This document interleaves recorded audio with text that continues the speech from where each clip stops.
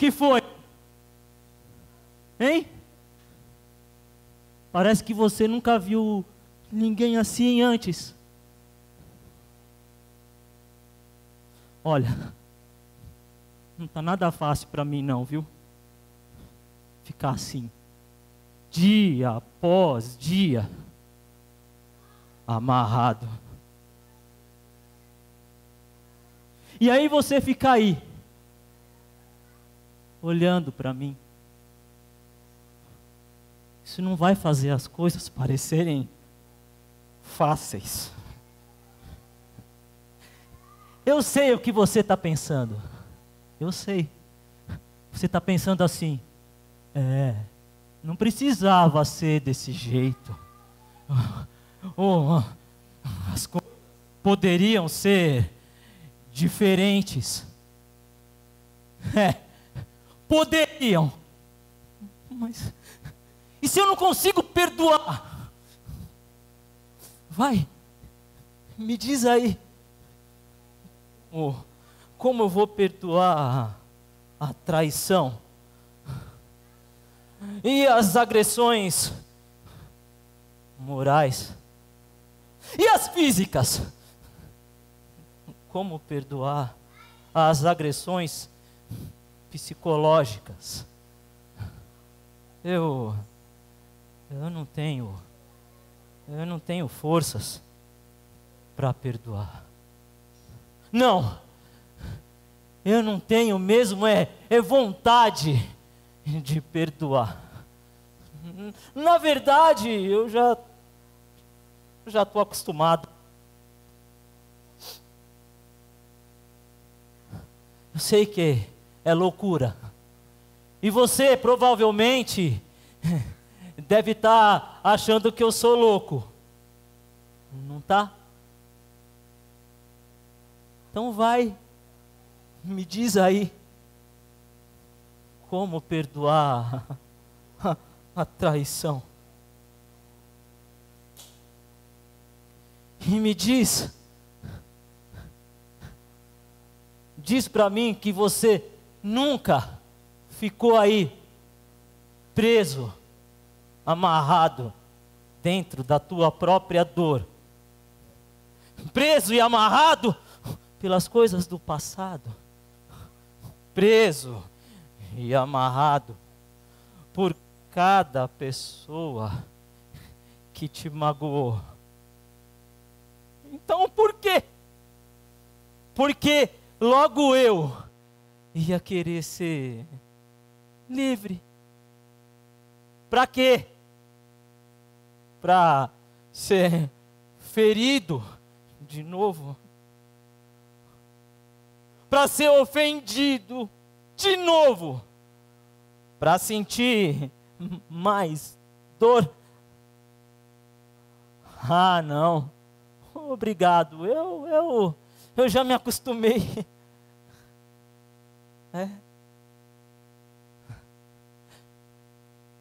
Eu me sentia livre. Livre para confiar. Mas não mais.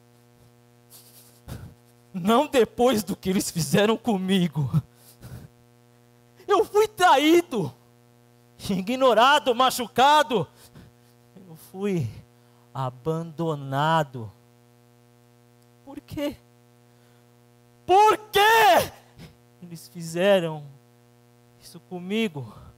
Por que eles me magoaram? Eu os amava tanto. E eles me magoaram.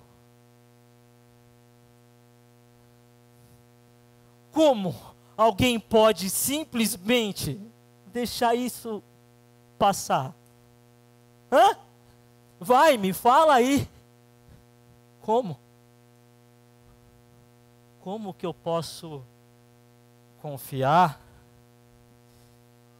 em uma pessoa ou em qualquer coisa de novo?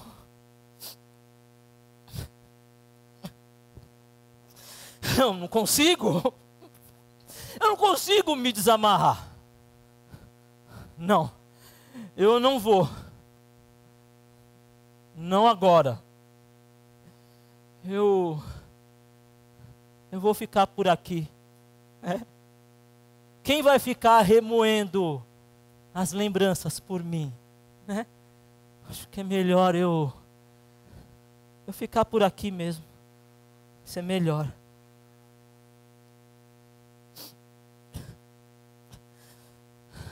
Você também pode ir, pai. Não precisa se preocupar comigo. Eu vou ficar bem. Não, eu não vou ficar bem. Eu não consigo. Me perdoa, pai. Perdoa os erros que eu tenho cometido. Mas eu não consigo perdoar ninguém. Eu não posso, eu quero. Mas eu não consigo.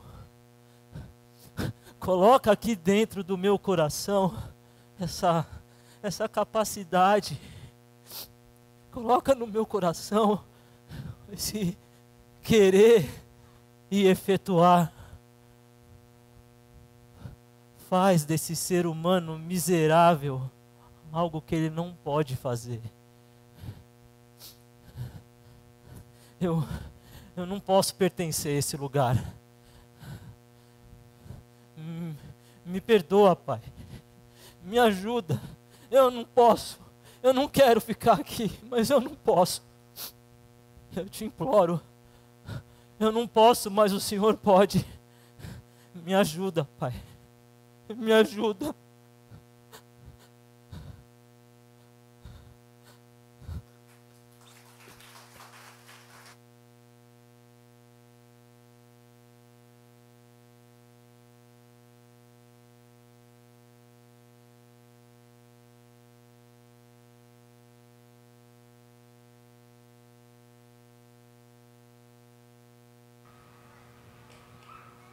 Gostaria de convidar o pastor Denis. Estava conversando com a sua esposa, pastor. Ela está animada para ter outro filho. Hein? Se isso acontecer, vai dar divórcio, porque eu já operei, entendeu? Então é bom ficar de olho, né? Ela até brincou, se isso acontecesse, se eu não tinha um cantinho lá na casa dela, porque ia dar divórcio mesmo. Pastor, seja muito bem-vindo na sua casa novamente, né? Aqui é o seu cantinho, aqui é o seu lar. Para quem não sabe, o pastor Denis, ele foi nosso pastor aqui, antes do pastor Igor.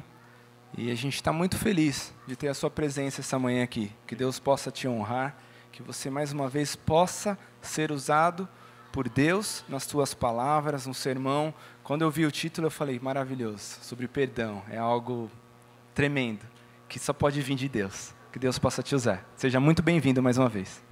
Obrigado, Tito. E minha filha não casou com um boliviano, viu? E eu continuo branquelo e continuo transpirando, feito um maluco. Tem coisas que nunca mudam, né, gente? Aliás, bom sábado para você. Tem coisas que nunca mudam. O tal pede para desligar o ar-condicionado, eu peço para ligar. Daniel, também nunca fui para a Disney. O dia que você for realizar esse sonho, estamos juntos. Mateus 3, ou melhor, Mateus 5, o verso 7. Eu percebi, enquanto vocês cantavam aí, o tal e coisa e tal, que eu... Não é que eu gostava desse negócio aqui? Não é que eu senti falta? Foi tão bom aí o momento de louvor e etc. Percebi que o Moisés também não muda, né? Ele fica no pianinho, balança a cabeça do mesmo jeito, tudo igual. Enfim,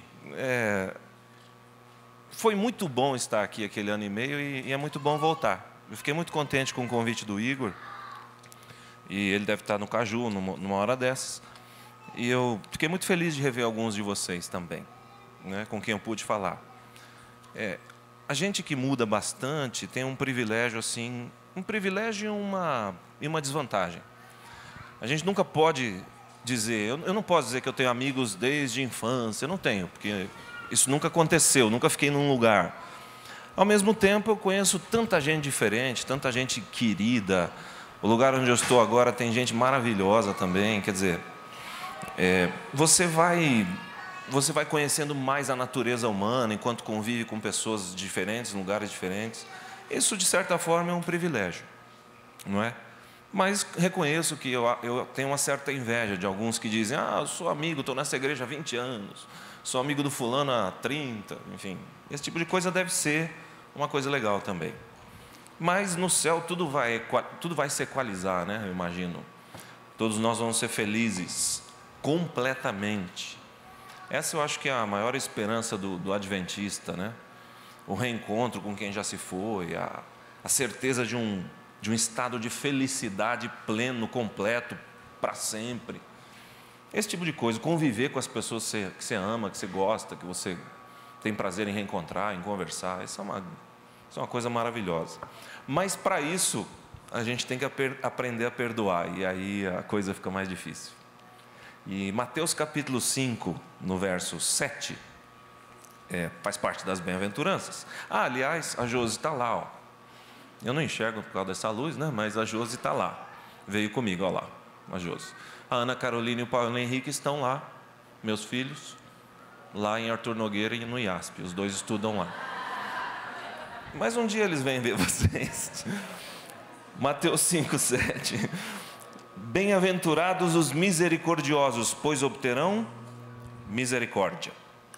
Um verso pequeno, simples.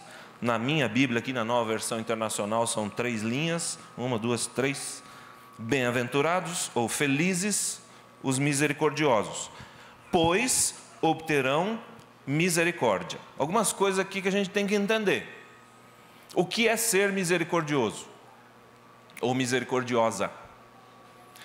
E será que Jesus está querendo dizer que se eu for misericordioso, eu posso contar com a misericórdia de Deus, mas se eu não for, eu não posso contar com a misericórdia de Deus? Será que, como foi apresentado aqui no monólogo, eu posso dizer para Deus: Senhor, você me perdoa, mas eu não consigo perdoar, não? Será que isso existe? Ou Jesus está dizendo aqui que aqueles que repartirem a misericórdia e o perdão podem contar com a misericórdia e o perdão de Deus, mas quem não fizer isso vai ficar devendo, vai para um lugar bem quente? Será que é assim? Então, em alguns minutos aqui nós vamos tentar entender melhor esse texto de Jesus, não é? Então vamos começar dizendo o que a misericórdia não é. Você sabe que a gente aprende pelos pontos negativos, né? Ou pelo lado negativo da coisa. O que não é ser misericordioso? Bom, eu já logo de cara posso dizer para você com alguma certeza de que ser misericordioso não é fechar os olhos para o pecado. Eu sou misericordioso, o cara errou, pisou na bola, tudo bem, eu finjo que não vi. Isso não é ser misericordioso, mas nem a pau. Por que eu digo isso com tanta razão? Deus é misericordioso, a Bíblia diz, não diz? Mas Ele não tolera o pecado. Se você insistir no pecado, vai para um lugar bem quente. Não tem jeito. Aliás, vamos mudar um pouco a maneira de abordar? Vá comigo a Romanos capítulo 6, os versos de 1 a 6. Tornar mais suave, que esse negócio do lugar bem quente às vezes assusta a gente, né? Não é uma boa abordagem. Mas vá a Romanos aí, capítulo 6. Os versos de 1 a 6. Eu vou usar a Nova Versão Internacional. Em Romanos, Paulo fala muito da graça, do favor imerecido que a gente recebe de Deus, certo? E depois de 5 capítulos em que Paulo diz que Deus é bom e por isso Ele oferece o perdão para a gente, sem a gente merecer e tal, no capítulo 6, depois de exaltar tanto a graça até o capítulo 5, no capítulo 6, Paulo se preocupa com um detalhe. Será que esse povo para quem eu estou escrevendo vai pensar que porque Deus é tão bom e perdoa com tanta alegria e com um coração tão grande, que eles vão abusar do pecado? Então deixa eu corrigir esse negócio. E Paulo diz aqui, Romanos 6, versos de 1 a 6. Que diremos então? Continuaremos pecando para que a graça aumente? Pausa, esqueci de um negócio. As crianças, prestem atenção, porque parece que vocês têm que fazer um desenho do que eu digo aqui. Cadê vocês? Então, né? Eu esqueci de vocês, foi mal. Eu adoro vocês, mas é que eu chego aqui eu fico tenso, atrapalhado. Tá bom? É para fazer um desenho ou é para escrever o que eu digo? Desenho, né? Ninguém merece escrever também, né? Manda essa professora para outro lugar. Então, Romanos 6, de 1 a 6. Que diremos então? Continuaremos pecando para que a graça aumente? De maneira nenhuma. Ora, nós os que morremos para o pecado, como podemos continuar vivendo nele? Ou vocês não sabem que todos nós que fomos batizados em Cristo Jesus, fomos batizados em sua morte? Portanto, fomos sepultados com ele na morte pelo batismo, a fim de que, para que, assim como Cristo foi ressuscitado dos mortos, mediante a glória do Pai, também nós vivamos uma vida nova. Se dessa forma fomos unidos a Ele na semelhança da morte, certamente o seremos também na semelhança da ressurreição. Pois se sabemos que o nosso velho homem foi crucificado com Ele, para que o corpo do pecado seja destruído e não mais sejamos escravos do pecado. Simples assim. Então a pergunta é, porque Deus é tão perdoador, tão amável, tão camarada, eu posso ficar no pecado? Paulo diz, de modo nenhum. Deus é misericordioso ou não é? É, mas Ele não admite pecado, porque Ele sabe que o pecado nos destrói, simples assim. Você consegue imaginar esse mundo aqui abandonado? Retira o cristianismo, retira todas as crenças que amenizam o mal, que controlam o ser humano, retire todas as leis aí que nos controlam, enfim. O que você acha que viraria o ser humano? Como você acha que vai ser o Capão Redondo daqui a 400 anos? Como você acha que vai ser o mundo daqui a 400 anos? Como será que vai estar a Palestina daqui a 400 anos, se Jesus de fato não voltar? Vamos imaginar que a gente tirasse tudo o que o cristianismo e até outras denominações, outras maneiras de ver a vida e a realidade, pensam sobre a não violência, sobre princípios. Se a gente retirasse tudo isso, o que seria de nós? Então, se você consegue imaginar, ter uma ideia, né, de como o homem, a mulher e as pessoas seriam, você vai começar a entender por que Deus não tolera o pecado, porque faz mal para a gente. É para a nossa desgraça. Então, Deus é misericordioso, mas é santo. Deus é misericordioso, mas é justo.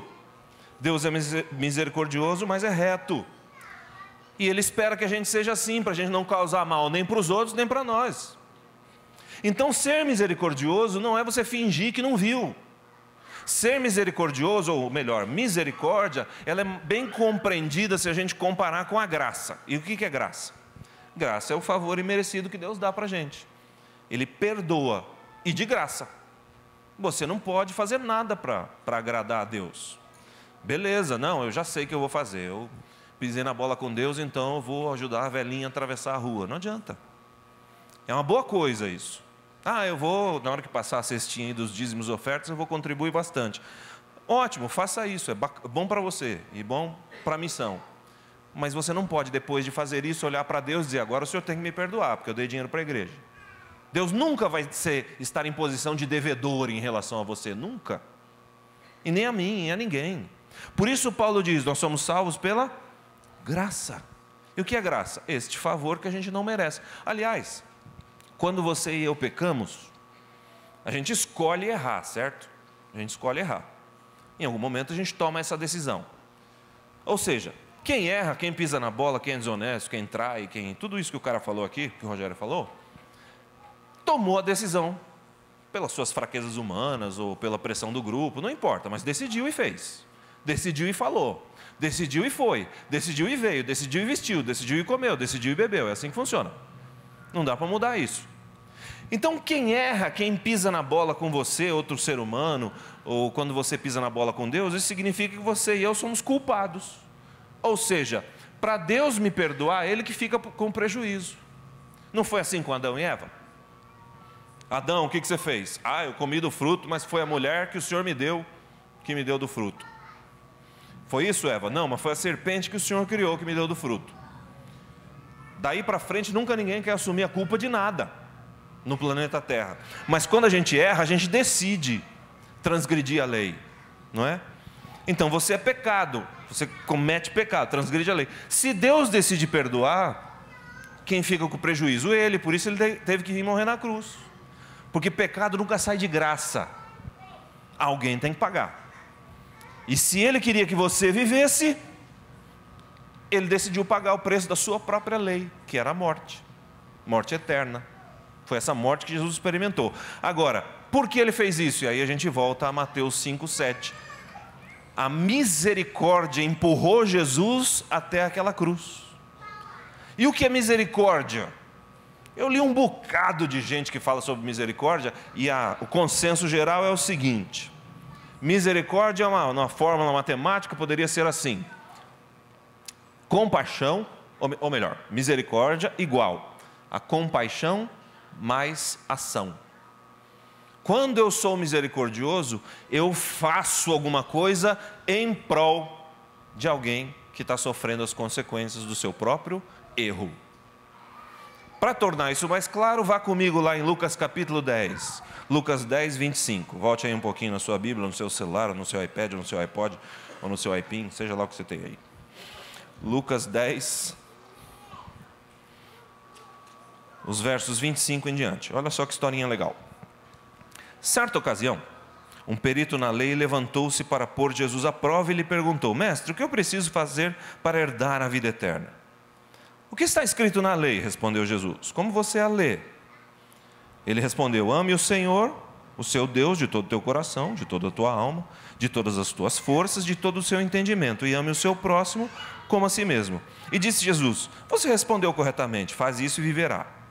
Mas ele, querendo justificar-se, perguntou a Jesus: quem é o meu próximo? Em resposta, disse Jesus: um homem descia de Jerusalém para Jericó, quando caiu nas mãos de salteadores ou de assaltantes. Esses lhe tiraram as roupas, espancaram-no e se foram, deixando-o quase morto. Aconteceu estar descendo pela mesma estrada um sacerdote. Quando viu o homem, passou pelo outro lado. E assim também um levita. Quando chegou ao lugar e o viu, passou pelo outro lado. Mas um samaritano, estando de viagem, chegou onde se encontrava o homem. Quando o viu, teve piedade dele. Outras traduções dizem, teve compaixão dele. Aproximou-se, enfaixou-lhe as feridas, derramou nelas vinho e óleo. Depois colocou-o sobre o seu próprio animal, levou-o numa hospedaria, cuidou dele. No dia seguinte deu os 2 denários ao hospedeiro e disse: cuide dele, quando eu voltar lhe pagarei todas as despesas que você tiver. Qual desses 3 você acha que foi o próximo do homem que caiu nas mãos dos assaltantes? Aquele que teve misericórdia dele, respondeu o perito na lei. E Jesus disse: vá e faça o mesmo. A lei, que diz a lei? Ame ao teu próximo com a ti mesmo e a Deus sobre todas as coisas. Legal. Então vai e faz o mesmo que o bom samaritano fez. Seja misericordioso.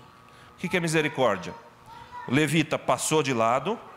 Pode ser que o levita tenha tido pena do cara, certo? Pode ser.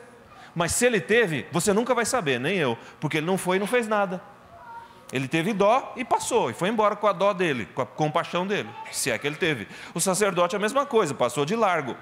Se teve dó, se teve compaixão, se teve pena, se teve vontade de ajudar, a gente não sabe, porque ele foi. O samaritano só se tornou conhecido porque ele fez alguma coisa. Isso é misericórdia. É quando você sente compaixão, se coloca no lugar do outro e faz alguma coisa. Por isso Jesus disse para o camarada: vai tu e faz o mesmo. Não adianta ficar com discurso: Deus é maravilhoso, Deus perdoa, nós temos que perdoar. Lindo! Vai tu e faz o mesmo. Simples assim. Misericórdia lida com as consequências do pecado. A graça lida com o perdão legal do pecado. Deus, quando te perdoa e oferece a sua graça, Ele está dizendo assim: olha, você me devia a sua vida porque você pecou, mas eu morro no seu lugar, você não deve mais nada. Legalmente você está em paz com o tribunal celeste. Maravilha! Agora, o que fez Deus olhar para você e dizer isso? A sua misericórdia. Ele viu que você morreria num estado miserável, deplorável, pecador, ia virar poeira, não ia sobrar nada para contar a história, e Ele decidiu agir, oferecer a sua graça. A compaixão de Deus, quando olha para você e para mim, faz com que Ele venha até a cruz há 2000 anos e morra no nosso lugar. É simples assim. Vou ilustrar com uma história da Guerra Civil Americana, o Norte lutando contra o Sul. Eu não lembro o ano que foi, mas você é culto, você sabe.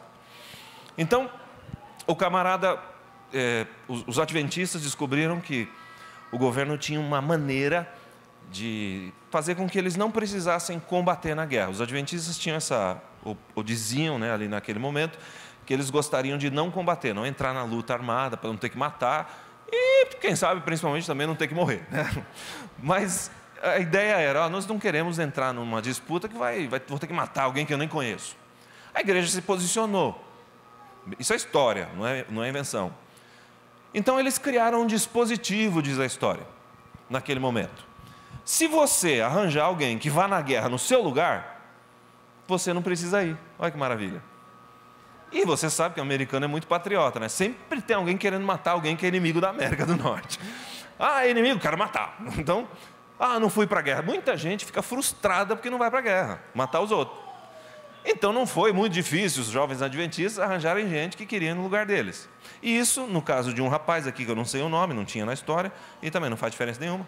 Esse camarada foi convocado e o vizinho dele disse, deixa eu ir no seu lugar, eu sei que você é crente aí dos adventistas, eu quero ir no seu lugar. E foi.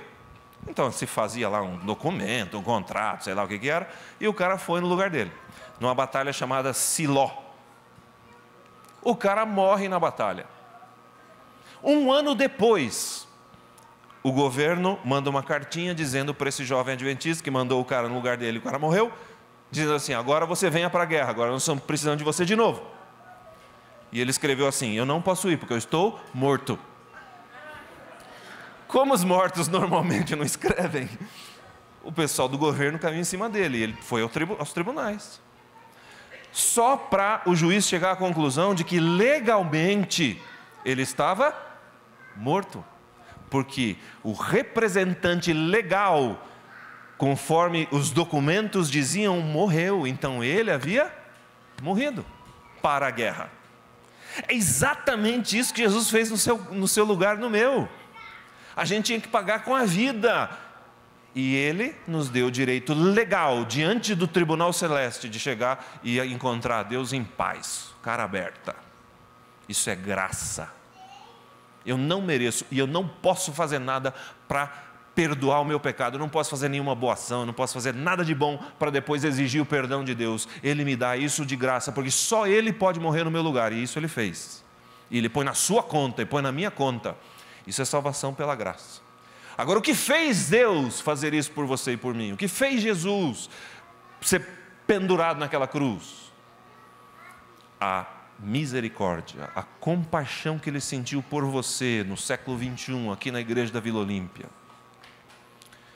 E Ele decidiu que você não precisa passar pela morte eterna se você não quiser. A misericórdia, o perdão que Deus te oferece.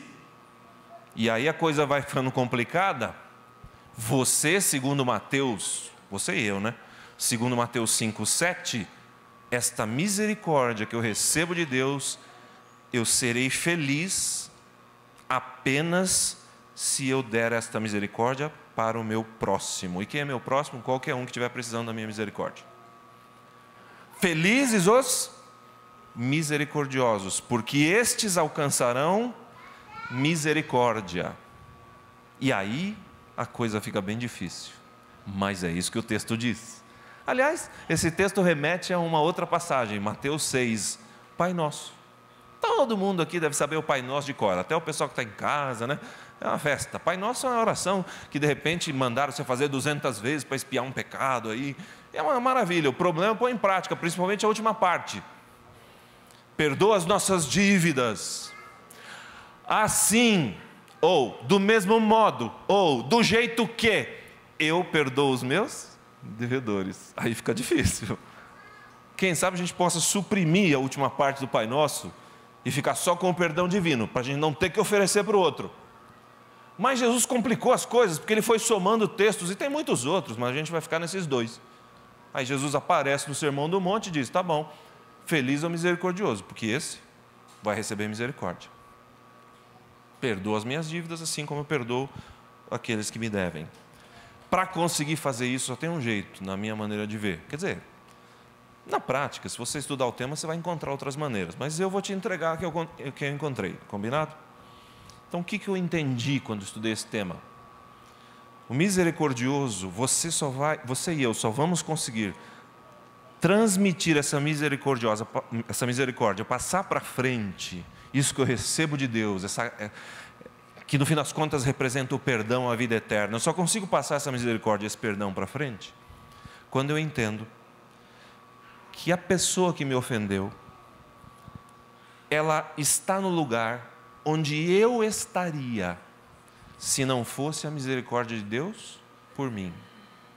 Eu só vou conseguir estender o perdão para quem não merece quando eu entender que eu também não mereço quando eu piso na bola com Deus. Pensa no que você fez ontem à noite. Pensa no que você fez sábado passado à noite. E pensa no que você se programou para fazer esse sábado à noite. Pensa como é a sua vida, analisa, esmiuça, vê se está de acordo com a palavra de Deus. E pergunte para si mesmo hoje, olhando no espelho, eu mereço o perdão de Deus? Porque se você merece, Deus não está fazendo mais nada que a obrigação quando te perdoa. Se eu mereço, Deus não está fazendo mais nada que a obrigação quando me perdoa. Mas se eu não mereço, cara. Se eu não mereço, não haveria razão nenhuma para Deus me perdoar, a não ser a sua misericórdia e a sua graça. Ou seja, Ele ama tanto você e eu, que Ele está disposto a ficar com o prejuízo e deixar você viver. Quando alguém deve para mim, se eu decidir perdoar, significa que eu vou ficar com o prejuízo. Não estou dizendo que você tem que fazer isso toda vez, mas o fato é esse. Quando alguém me trai ou fala mal de mim, se eu decidir perdoar, eu vou ficar com esse prejuízo. Eu não vou ficar cobrando essa dívida. Essa é uma decisão sua, e você vai saber em que momento isso é possível ou não. E aí essa é uma outra discussão que não dá para a gente resolver aqui em 30 minutos. Mas cada circunstância, por exemplo, vou dar só um flash de uma coisa que passa pela minha cabeça. O marido ou a esposa te traíram. Perdoar não é negociável. Você vai ter que perdoar, até para você viver bem, senão vai viver o inferno o resto da vida. Mas viver junto, essa é uma decisão outra. Outro exemplo, um dia alguém passou a perna no meu pai. Meu pai levou um prejuízo aí de mais de 20 mil reais. E meu pai é pobre. Se eu nunca fui para Disneyland, você imagina que meu pai não deve ser nada, né? Tá bom, 20 pau. Como é que meu pai ia pagar aquilo? Aí minha tia, que mora perto da Disneyland, ajudou meu pai. Quer dizer, meu pai perdoou aquela pessoa. Não há nenhum rancor, não há nenhuma mágoa, não há mal-estar. A gente convive, a gente lembra porque não tem amnésia, mas não faz mal nenhum. Está tudo certo, passou, acabou. Meu pai decidiu ficar com o prejuízo. Isso é perdão, isso é misericórdia. E é isso que Deus dá para mim. Tudo bem que em algumas circunstâncias você não possa fazer isso. Você vai ter que ir à justiça e exigir os seus 20 mil reais. É direito seu. Da mesma forma que você não precisa conviver ou continuar morando com o marido ou com a esposa que te traíram. É direito seu. Mas perdoar não é negociável. Relacionamento próximo é negociável. Agora, perdoar não. Tudo bem, pode ser até que você não concorde comigo, eu entendo. Não tem problema nenhum. Mas essa é uma maneira de ver as coisas. Jesus, por exemplo, Ele tem a capacidade de perdoar e conviver. Tanto é que você e eu pisamos na bola todo dia e a gente ainda vai para o céu. E Ele vai conviver com a gente. Nessa circunstância, tenho que admitir que Deus é grandioso. Aliás, eu queria que você olhasse para a cruz agora, da perspectiva da multidão. Olha para a cruz, vê o que está acontecendo. Agora você dá a volta, sobe e olha da perspectiva de Jesus para a multidão. Vê o que eles estão dizendo a seu respeito, o que eles estão fazendo, tal.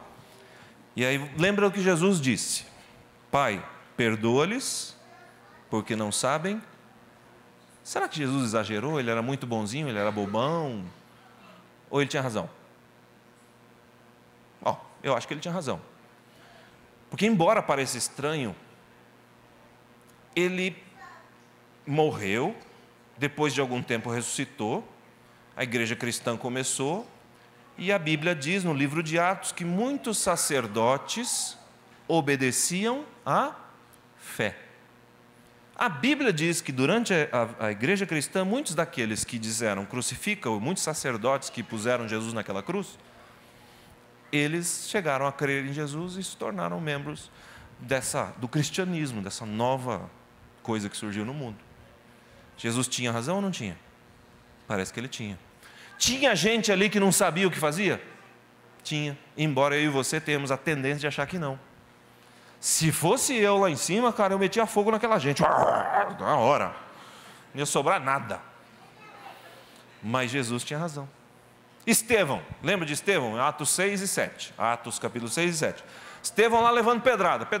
Imagina, você já levou pedrada? Eu levei uma.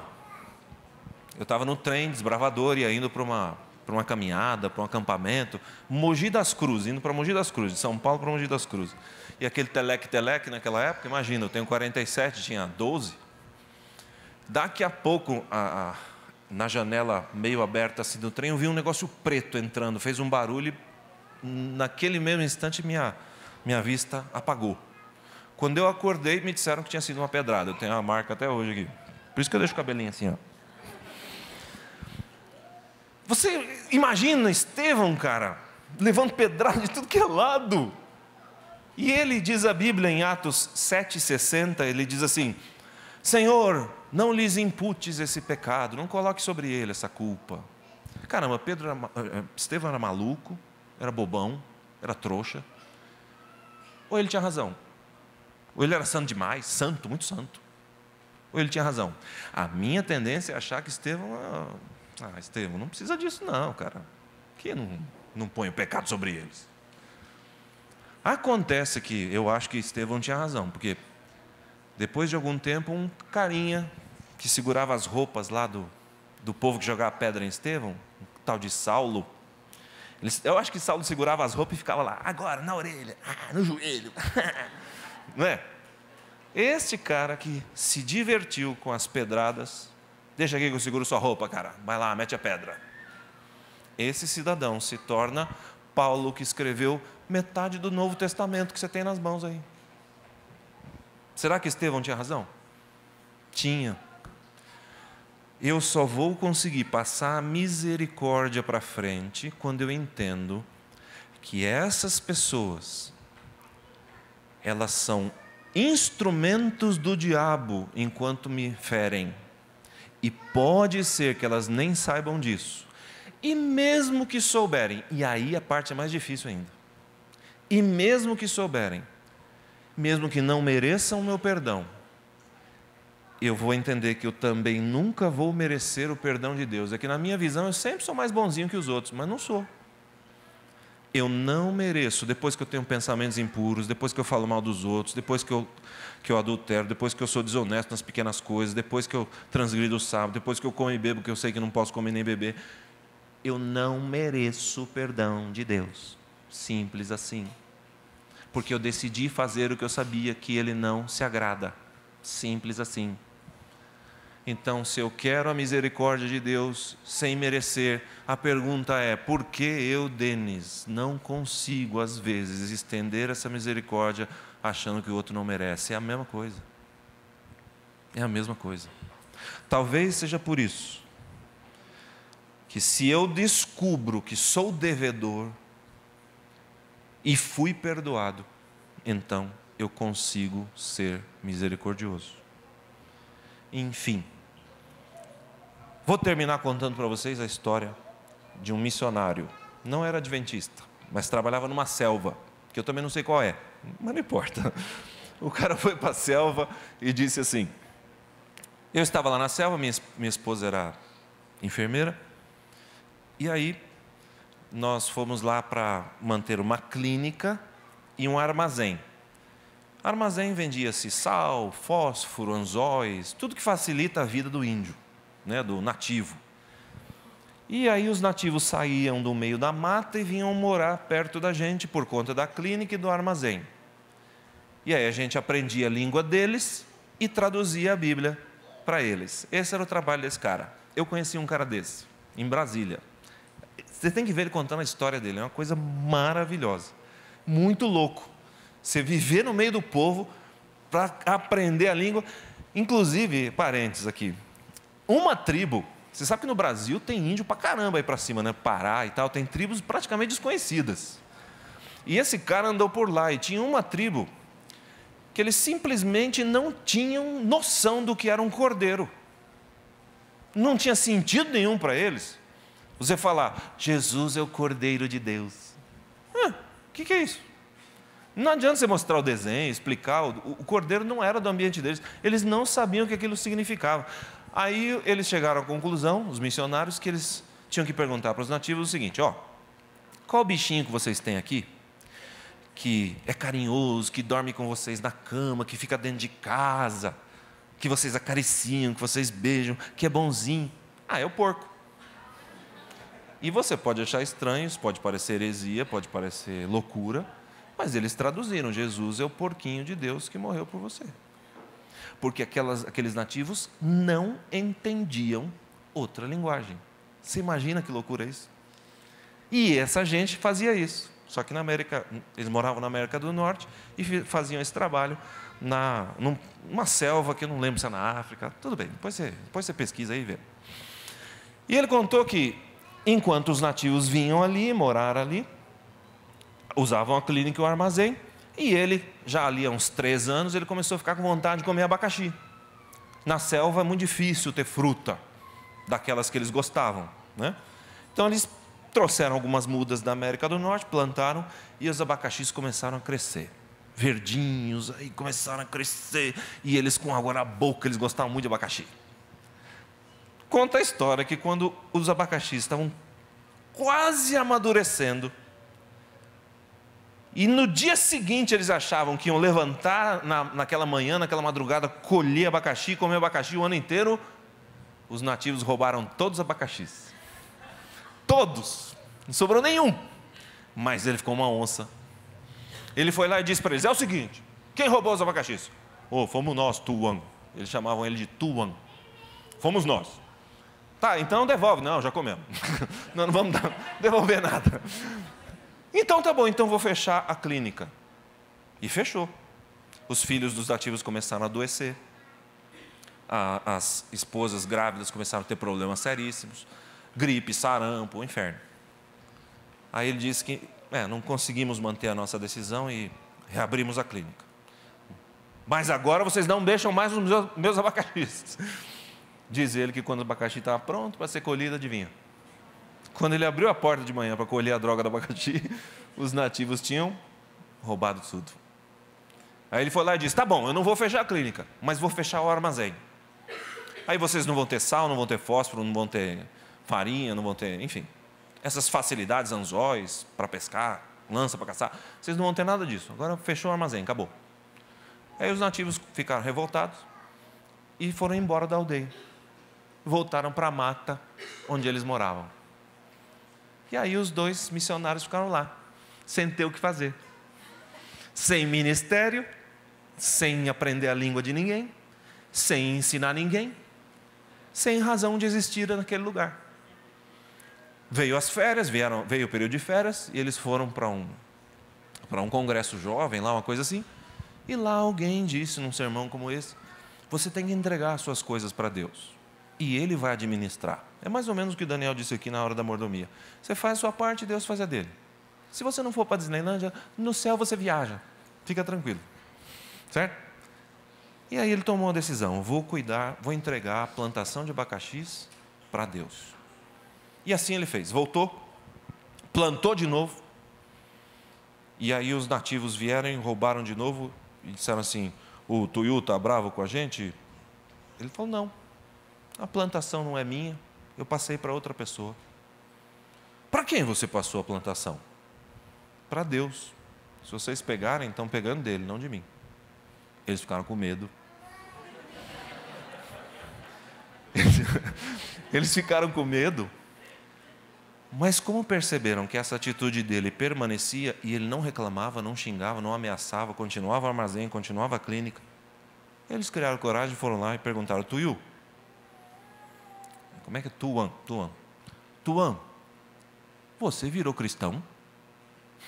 Ele disse, e ele pensando, eu sou cristão há 20 anos, quem é você para me perguntar isso? Não. Por que você está perguntando isso? Porque você não fica mais bravo quando a gente rouba abacaxi. Você virou cristão. No fim das contas, ele percebeu que aquela gente, mais do que ele imaginava, via o seu comportamento além de ouvir as suas pregações. E eles esperavam que ele fizesse o que ele prega.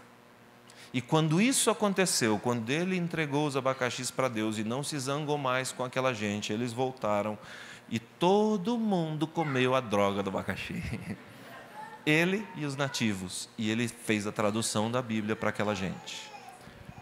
Quando você e eu não nos comportamos de acordo com o que a gente gostaria, ou o que a gente ensina, quando nós não tratamos as pessoas como a gente gostaria que Deus nos tratasse, ou mesmo como a gente espera que Deus nos trate. Não é a Bíblia que diz que Ele é todo perdão, coisa e tal? Agora eu espero que Ele me perdoe, eu espero que Ele seja bom para mim, eu espero que Ele seja paciente, relevante, eu espero.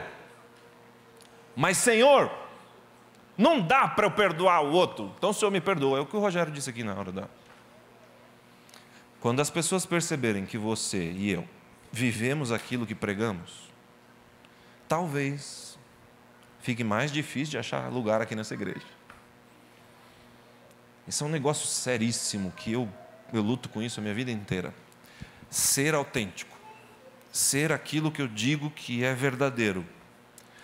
E na minha experiência cristã, perdoar talvez o inimigo, né? Perdoar o inimigo, quem não merece, seja o que há de mais difícil para mim.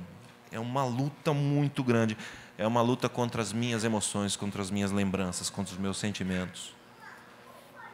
Mas foi Jesus quem disse: felizes serão os misericordiosos, porque esses alcançarão misericórdia. Eu não posso usar a minha misericórdia como moeda de troca. Senhor, eu fui misericordioso com o fulano, agora o Senhor seja comigo. Eu não posso fazer isso. Misericórdia não é moeda de troca. No entanto, quando eu digo: Senhor, eu quero a sua misericórdia, mas não vou dar para ele não, isso trava, impede que a graça de Deus chegue a mim. Só para ilustrar: Senhor, eu sou um assassino, eu gosto de matar, então dá para o Senhor me perdoar sem eu parar de matar? É um absurdo, não é? Mas quando eu não consigo perdoar, é isso que eu estou dizendo para Deus: Senhor, eu quero continuar pecando, eu quero continuar com raiva, eu quero continuar não perdoando. Dá para o Senhor desconsiderar esse pecado?